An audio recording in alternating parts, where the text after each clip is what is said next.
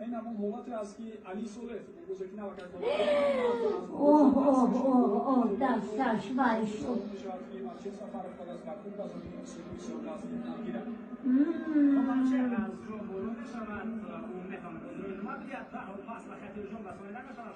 با خیزمه رهبریت فدراسیون فوتبال تاجیکستان اولا شما ایدی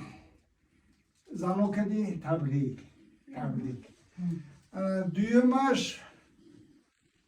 همو دعایی که شما برای بچه ها دادید شما و رحمت کلان عمری دراز همیشه با برای فوتبال تاجیک مخلصی کده خودتون مثلا ذکر نکنید فوتبال باختش هم هست و بردش هم هست و برای همین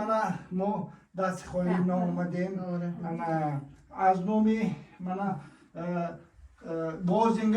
بازینگرای دسته منتخب یک تا توپی فوتبال شما اینا چجان توپی فوتبال شما بله این کس شیرینی دوگو باشین چجان دوگو باشین که این فوتبال تماشاوی نداره بچه های جو آمدن باید نزدیکی قطعی باید مسابقه دیگر همین فوتبال شما تماشا کردم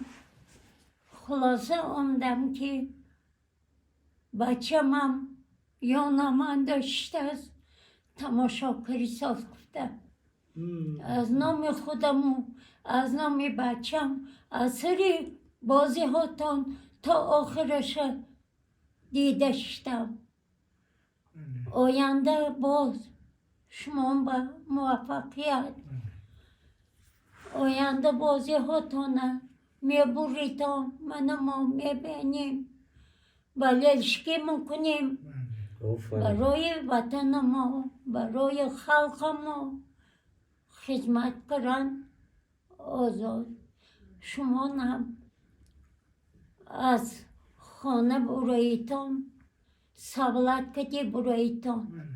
دیگه دولت برویتان سوالت کتی رویتان از اصون دولت کتی برگردیتان تینجی امانیتیت